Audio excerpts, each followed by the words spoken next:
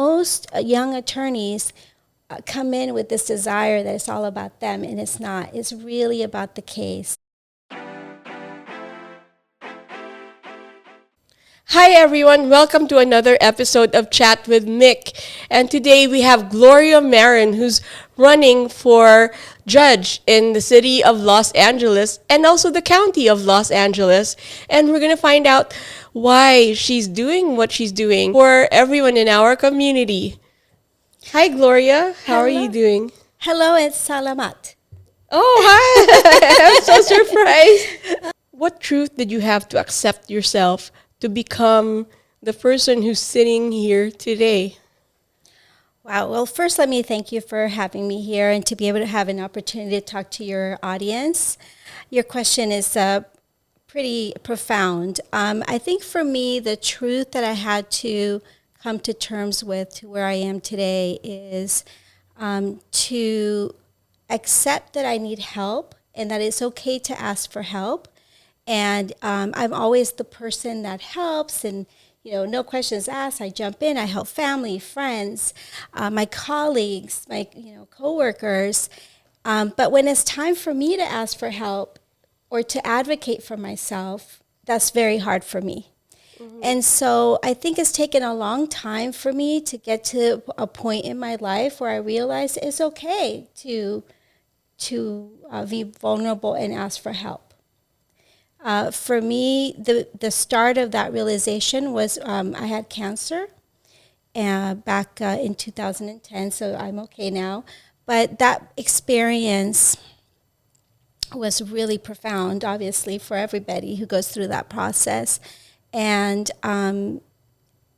feeling the love that just came from everyone, my friends, my family, my coworkers, I think it made me realize that I am loved, that I've done something right in my life, and and I started feeling more comfortable asking for help. Like, hey, can you go with me to the chemotherapy session? Hey, can you help me today because I don't feel so strong?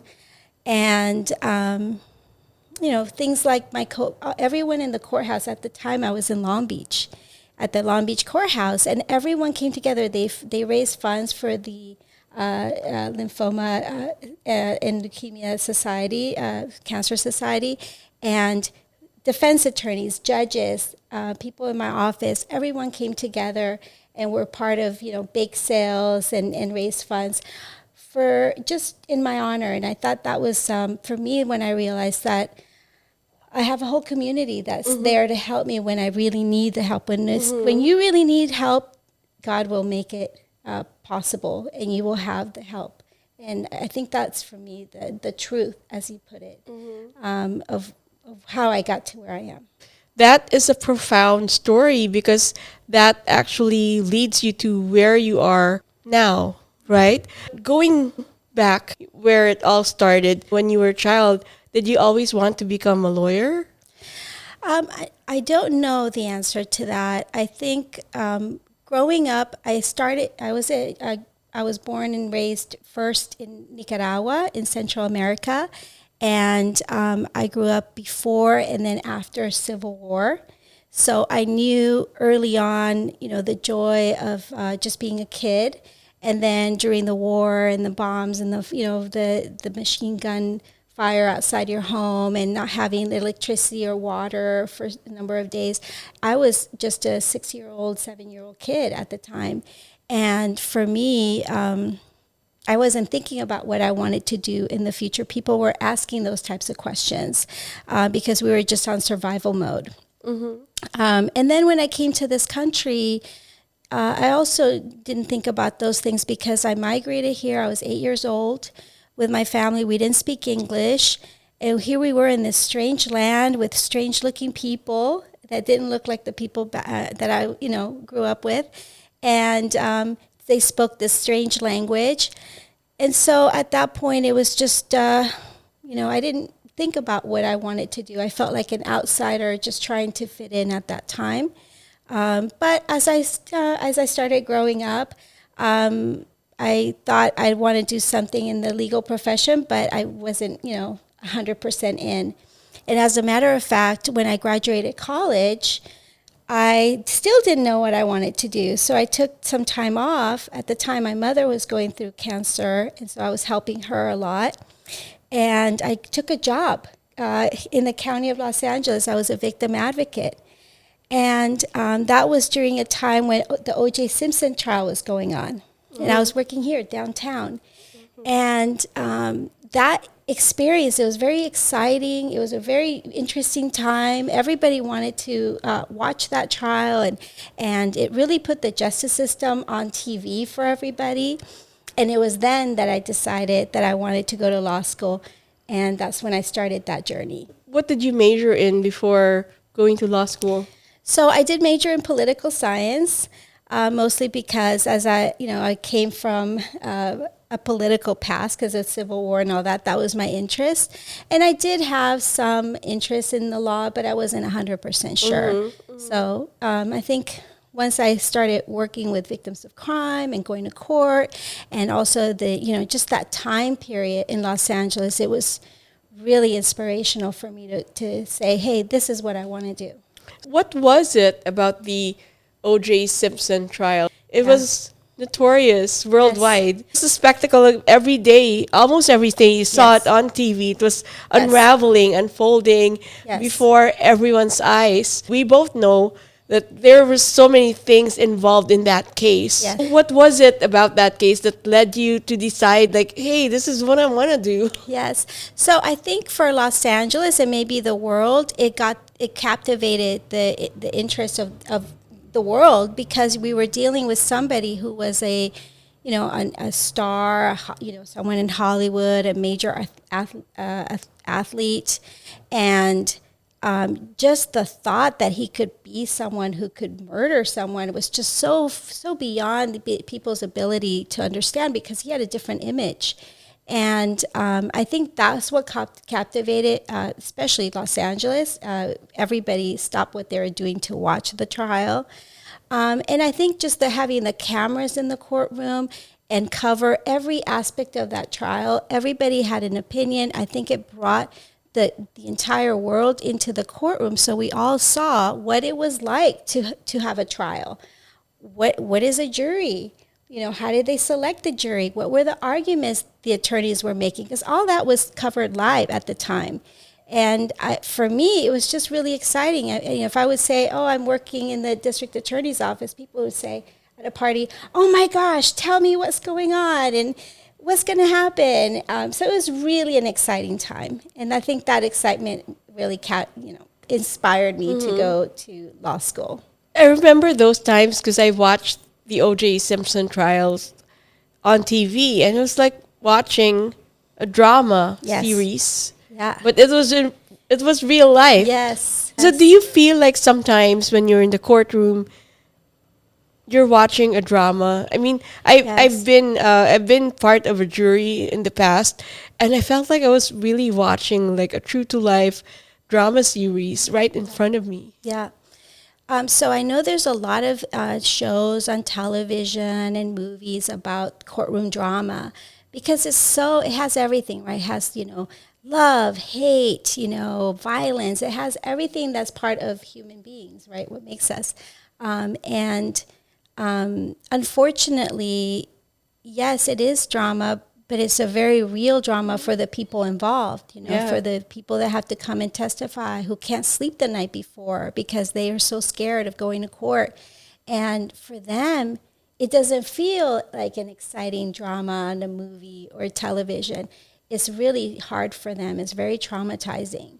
But I think for just people watching a real life courtroom trial, it is very interesting. And most people don't want to go to jury duty, but when they serve on a jury, they really appreciate our system, our legal system, and they walk away feeling that that they did justice, whichever way they decide. As long as they all got together, they heard all the evidence, and they made a decision as a group, as a community. And I think that's the most exciting part for me, being in a jury trial. It must be really exciting too, right? But at the same time, like what you said, these are true to life stories Yeah. with true to life decisions that people have to make on a Yeah. daily basis. Going back to decisions that you have to make, like what challenges did you have to overcome during this whole experience of coming from college and decided to take political science and now you're a lawyer? Did you have any challenges? Yes, of course. I mean, just law school itself, I was working full time. I was taking care of my mother, who had cancer at the time, and she passed before I was able to become a lawyer. But that was very hard, very challenging. And for me, it was just the around, working all day, going to school at night. That was the hardest part. But once I became a lawyer, it's people think it's like television. Everybody comes to court thinking, oh, it's just like television. It really is not like television. And people think, oh, I'm going to get up and say X, like it's very easy. It's not very easy because you never know with human beings, never know what they're going to say. You never know what they're going to do in court. Sometimes we have outbursts and people yell or cry or scream. There's no preparation for that in law school. And so you really have to do a lot of trials to get to the point where you really become comfortable with the process and putting on a case before a jury. It takes a few trials. It's not very easy. And so there's that trial and error process of being a new attorney. You have to try some things don't work, some things you're not being yourself. And then you realize if I'm just myself and I'm genuine and I just put on the evidence, it's not about me, it's about the case and the evidence. And I think that then is the beginning of really becoming a trial attorney. So, outside of being a trial attorney, what are the things that you do in the community? Because I'm sure you do a lot of things. Because you mentioned that early on, you were Yes. helping different people, various kinds of people. Yes. So I worked 6 years in the sex crimes unit. So for Los Angeles County, I covered all sexual assault cases that were more serious. So more of the felony type cases, all felonies, media cases, that sort of thing. And so because of my background as a victim advocate and then also in sex crimes, my passion is to help other survivors of sexual assault or child sex abuse, because that's the main number of cases that I handled. And so I volunteer at the East Los Angeles Women's Center, for example. I go and I teach their volunteers about the criminal justice system, what the law is, and I do that in English and I do it in Spanish too. And I think for me, the more rewarding is the Spanish classes, because there I have to start from the beginning. I have to explain what the judicial system is like, because people come from different countries where it's different.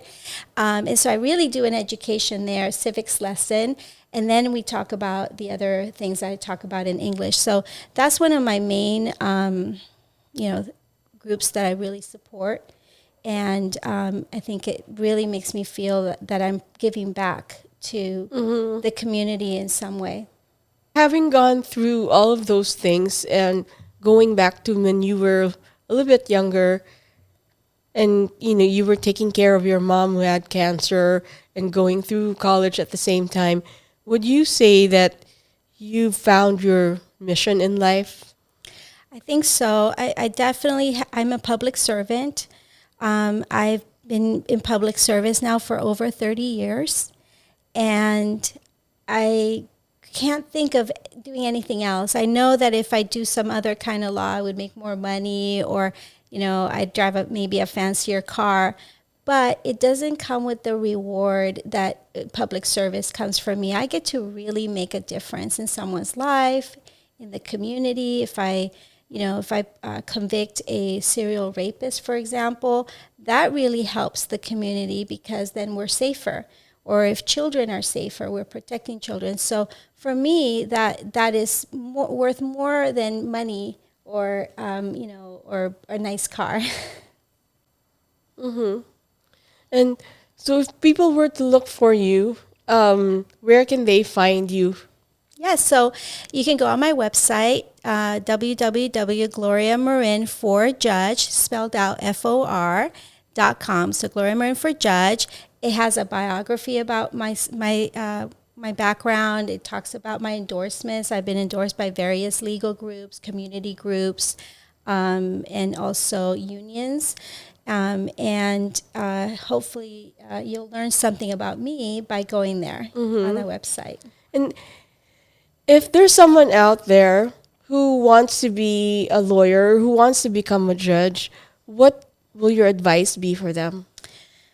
The main advice, because I also taught young attorneys. So once I finished my 6 years in sex crimes, I went to our training division where I taught young attorneys just out of law school. And what I saw from that experience is very important to not put your feelings or your ego into what your legal work, because your legal work is not about you as the attorney. It's really about your case and the people you represent. Whether you're representing a construction defect case or a workers' comp case or even a criminal case, most young attorneys come in with this desire that it's all about them, and it's not. It's really about the case. And once you are able to remove your ego from it, you're going to be a better listener and a better advocate for your side as an attorney. Thank you so much for your wisdom. Thank you so much for being with us this afternoon, Gloria.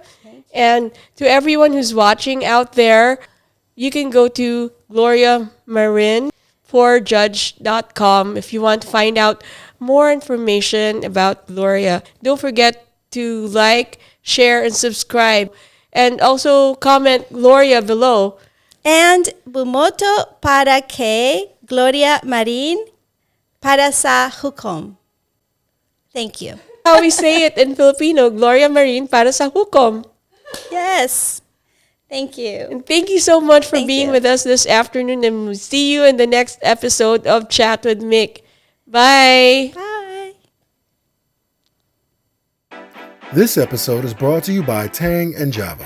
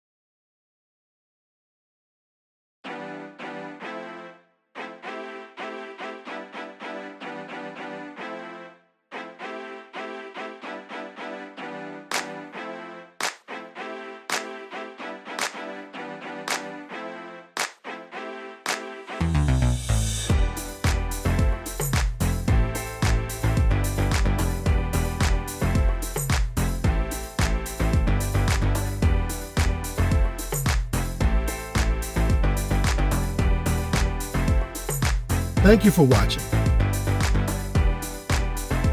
And don't forget to like, comment, and subscribe so you don't miss out.